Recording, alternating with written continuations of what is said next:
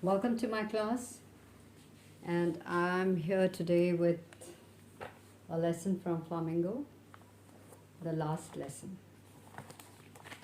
It is by Alphanso Daudet, and let me just tell you, this is the last lesson taken by the French master M. Hamel, and there's his little pupil who's not interested in studies. His name is Franz, little Franz. So this is the lesson that this French master takes,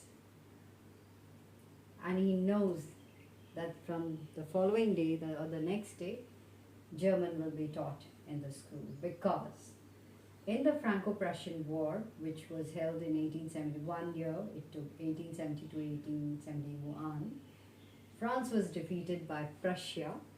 Prussia consisted of Germany, Poland, and parts of Austria.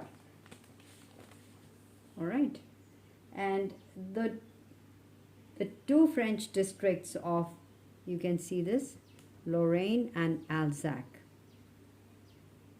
they were taken over by the Prussians. So it's a very moving story by Alphonse Daudet, about this master who takes the last lesson, and more than that, the pupil, that is little Franz, little Franz, that takes the last lesson, and how he feels so bad about it. So let me just read out to you. So now this is how it goes. Little Franz is telling his story. It's in the first person. He says, I started for school very late that morning and was in a great dread of a scolding, especially because M. Hamel had said that he would question us on participles, and I did not know the first word about them.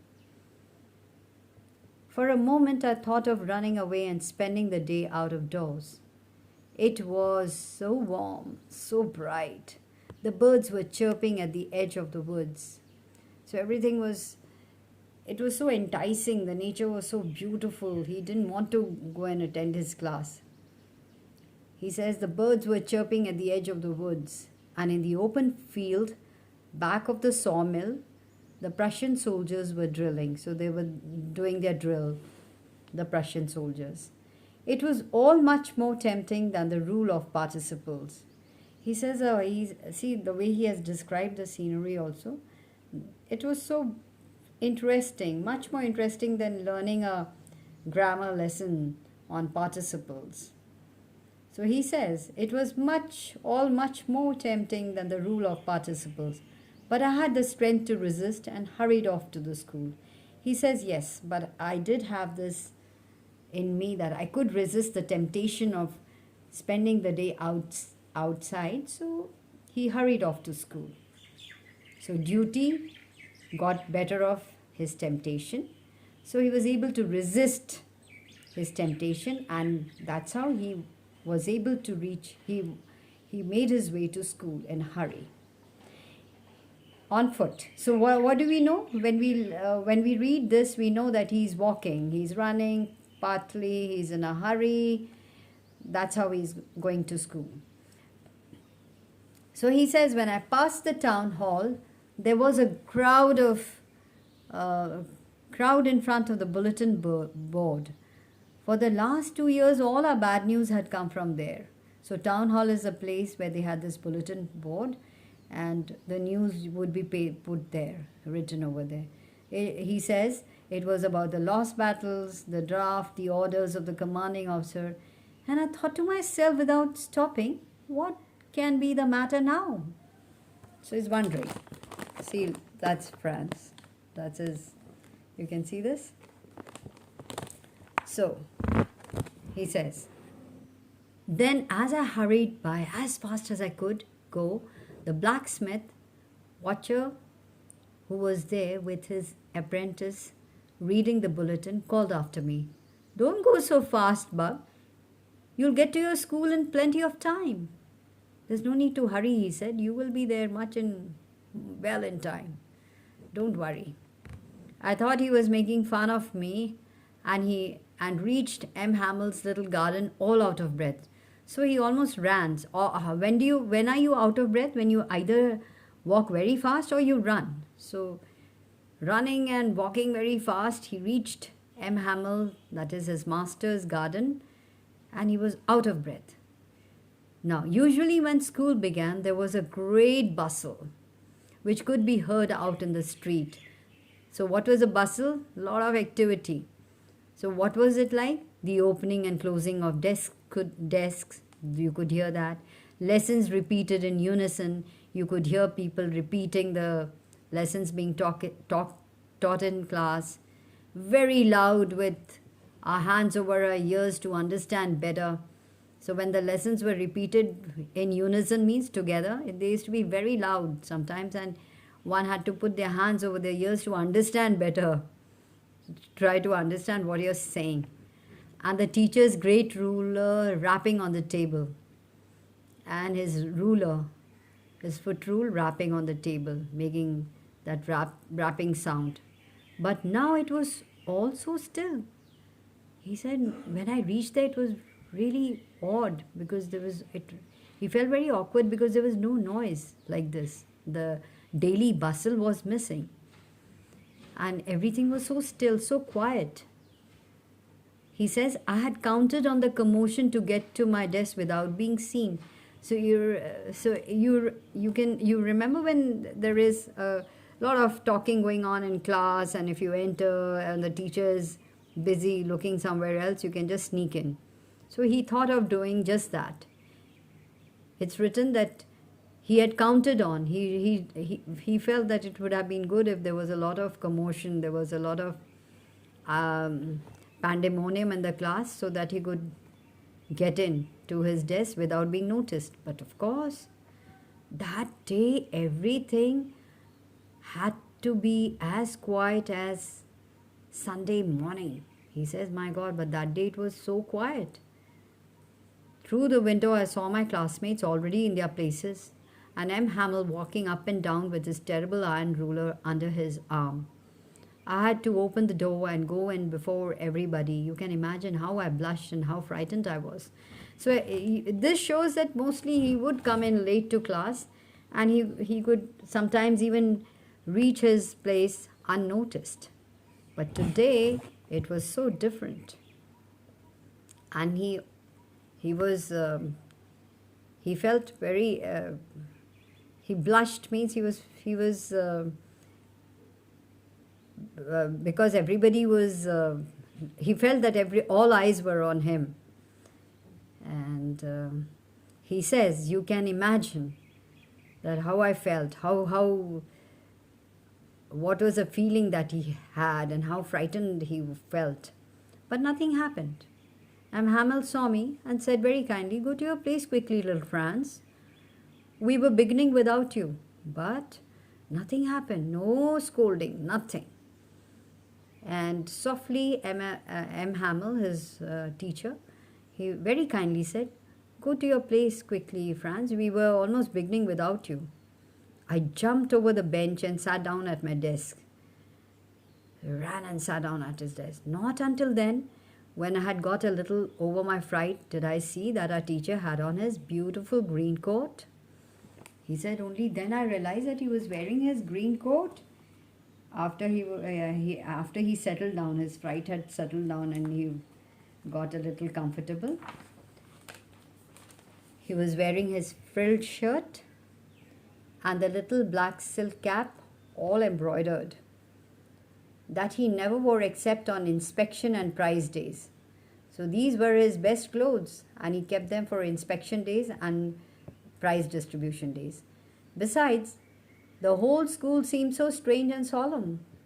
It almost felt that everything was so different today, and everything was so quiet. It almost felt that it was as if he was in a church. It was also solemn. But the thing that surprised me most was to see on the back benches that there were were always empty, the village people sitting quietly like ourselves. So what surprised him that the back benches were full, which were always empty. The village people were sitting there quietly like the children there. Who was there? He's named them Old Hauser with his three-cornered hat, the former mayor, the former postmaster, and several others besides. Everybody looked sad, and Hauser had brought an old primer, thumbed at the edges, and he held it open on his knees with his great spectacles lying across the pages. So Hauser had also brought his where you learn your ABCs, the primer.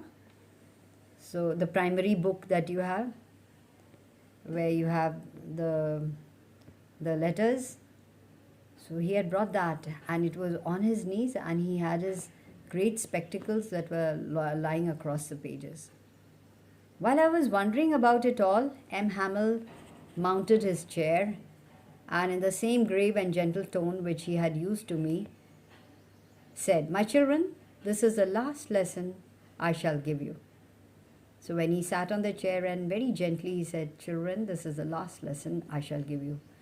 The order has come from Berlin to teach only German in the schools of Alsace and Lorraine. The new master comes tomorrow. This is your last French lesson. I want you to be very attentive." So this is how he started his lesson. And you could imagine that the words were like thunderclap, they said. So what is that? It was very unexpected. The words were unexpected, and they... Have you heard the thunderclap?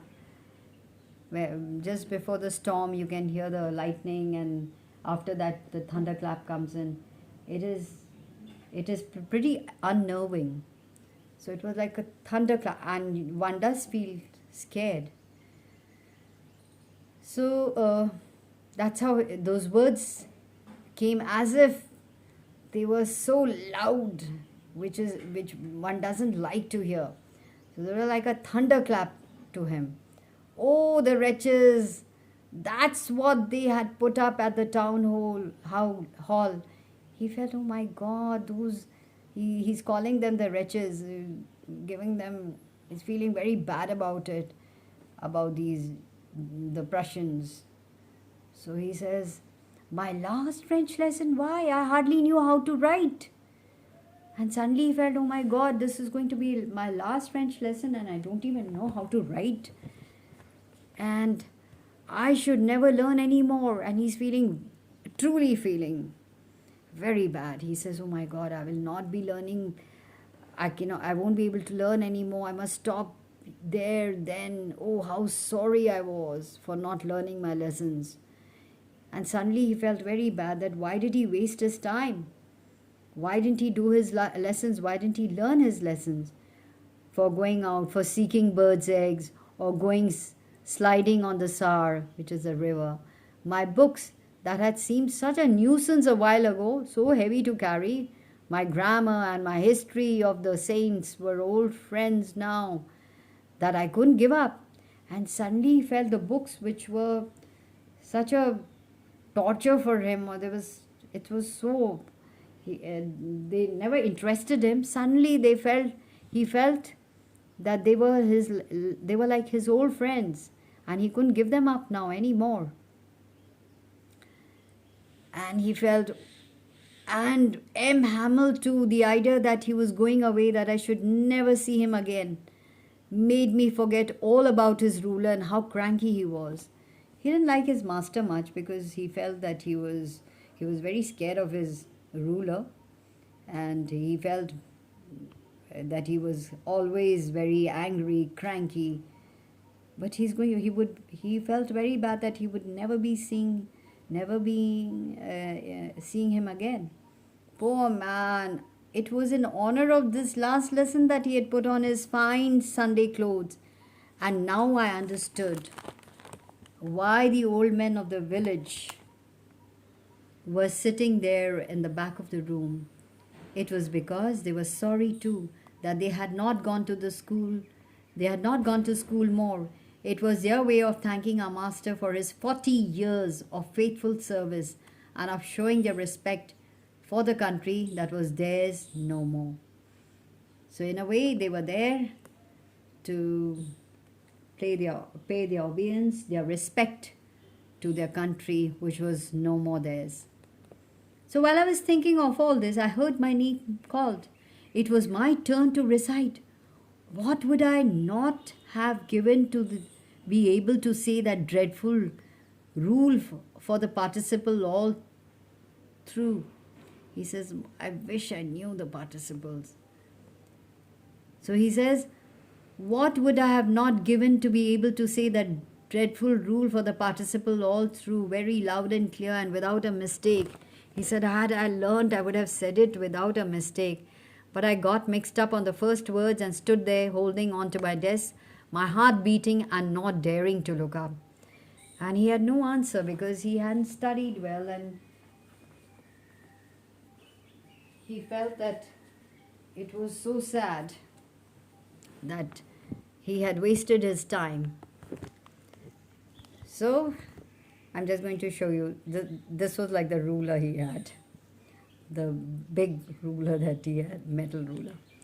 So while I was, I heard M. Hamel say to me, I won't scold you, little Franz.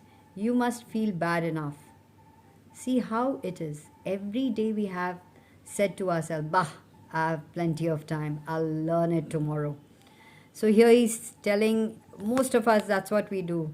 That there's enough time. We keep procrastinating. We keep putting things off till the last.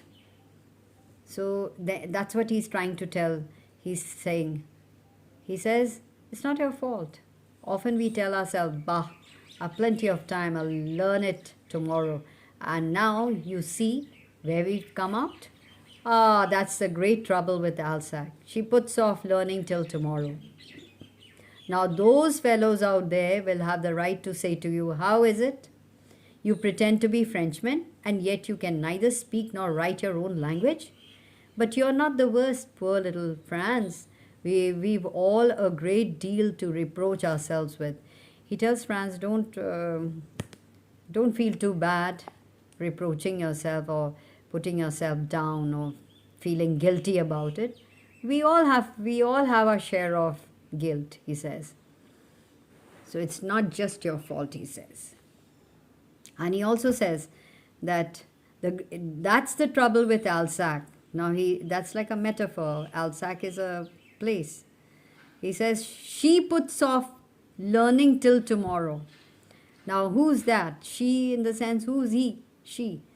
Alsac, the people who are there in Alsac, the students of Alsac. So in this way, they have not learned their French language. He says, and don't feel guilty about it. So next, your parents were not anxious enough to have you learn. He says, your parents are to be blamed too, because often they preferred to put you to work on a farm or at the mills so as to have a little more money. And I've been to blame also. Have I not often sent you to water my flowers instead of learning your lessons? And when I wanted to go fishing, did I not just give you a holiday? Then, from one thing to another, M. Hamel went on to talk of the French language, saying that it was the most beautiful language in the world. It was the most beautiful language in the world. The clearest, the most logical, that we must guard it among us and never forget it, because when a people are enslaved, as long as they hold fast to their language, it is as if they had the key to their prison. Then he opened a grammar and read us our lesson. I was amazed to see how well I understood it. All he said seemed so easy, so easy. I think too that I had never listened so carefully and that he had never explained everything with so much patience. So both ways. So suddenly, and of course he gave the master M. Hamel said that learn your French lesson, that's the last advice he gave them in the last lesson, that so long as you know your lesson, you know your language, nobody can enslave you. You can't be slaves for long. So language is such a powerful tool. And then he started teaching the lesson, and Franz felt he understood it so well. It felt so easy. So it's stressed, so easy, stressed. It's written twice. He said perhaps that had never listened to him ever so carefully, and perhaps that he had never explained. Maybe the master had never ever explained everything with so much of patience. Now, it seemed almost as if the poor man wanted to give us all he knew before going away and to put it all into our heads at one stroke. It almost felt that he wanted to tell them as much as he could in the very limited time he had now. And after the grammar, we had a lesson in writing. That day, M. Hamel had new copies for us, written in a beautiful round hand, Franz Alsace, Franz Alsace. They looked like little flags floating everywhere in the classroom, hung from the rod at the top of a desk. You ought to have seen how everyone set to work and how quiet it was. Now everybody was working. So we can understand that when he's writing this, which means every day was not so quiet. There was a lot of talking and hobnobbing in class. That used to be a little bit of indiscipline that was there in the class. The only sound was the scratching of the pens over the paper. Once some beetles flew in, but nobody paid any attention to them, not even the littlest ones who worked right on tracing their fishhooks as if that was French too. So the people the small ones, they were drawing, they also didn't look up, everybody. Otherwise, see, in a class, if something just comes in, it can be a wasp or it can be a bee or it can be a fly, everybody makes such a noise about it. So some beetles came in, nobody paid attention, but the whole attention was focused to their studies, to whatever they were doing. On the roof, the pigeon cooed very low. So there were pigeons also. They were making they cooed very low. And I thought to myself, will they make them sing in German, even the pigeons? So that thought came to his mind. So whenever I looked up from my writing, I saw M. Hamel sitting motionless in his chair and gazing first at one thing, then at another, as if he wanted to fix in his mind just how everything looked in that little schoolroom.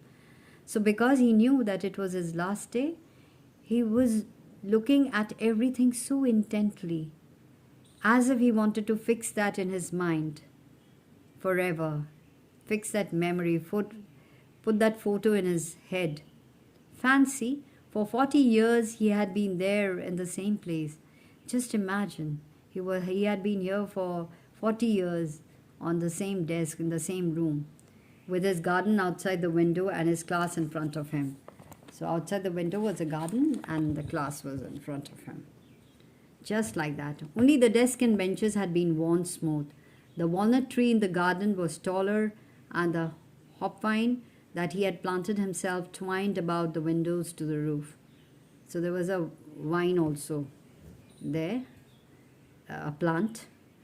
How it must have broken his heart to leave it all, poor man, to hear his sister moving about in the room above,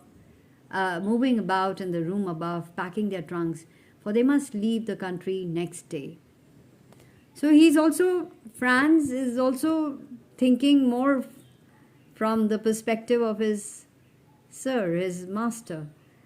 And his feeling is there for him. He's feeling so bad for him also. But he had the courage to hear every lesson to the very last. So he could feel the emotion, how emotional he was, but he listened to every lesson to the very last. After writing, he had a lesson in history, and the babies chanted their ba, bee, boo, bee, boo. Down there at the back of the room, old Hasse had put on his spectacles and, holding his primer in both hands, spelled the letters with them. You could see that he too was crying. His voice trembled with emotion, and it was so funny to hear him that we all wanted to laugh and cry. So Hamel also he was so emotional. He wanted to, and he sounded so different that the children just perhaps wanted to laugh and cry. They didn't know what to do. How well I remember it, that last lesson. He says, I can't just forget. It was such an, their hearts were full of emotion. It was such a sad day for them, all at once. So all these thoughts in his head and all the activity that he was seeing around him. And the church clock struck 12. Today they didn't even know when the class came to an end. So the class, at 12 o'clock was the time for the class to get over. And see, there is something.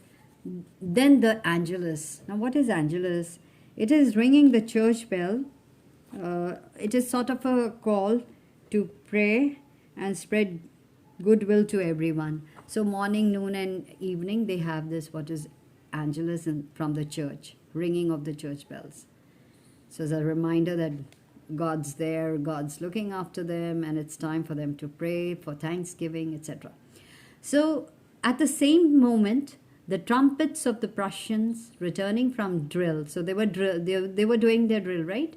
So they returned from their drill, sounded under our windows. So they came back, came under the window. M. Hamel stood up very pale in his chair and never saw him look so tall. He was so emotional, he looked pale, he was so saddened by the fact that everything, the 40 years he had given were going to come abruptly to an end today. My friends, he said, but something choked him. He could not go on. He was not able to speak. There was a lump in his throat. He wanted to cry. Then he turned to the blackboard, took a piece of chalk, and bearing on with all his might, he wrote as large as he could, as I've written over there. It was Vive la France. Vive la France, long live France. So with that, then he stopped and leaned his head against the wall, and without a word he made a gesture to us with his hand. He just couldn't talk anymore. And he said, school is dismissed, you may go. So it's such a beautiful story that makes you realize how precious language is. And it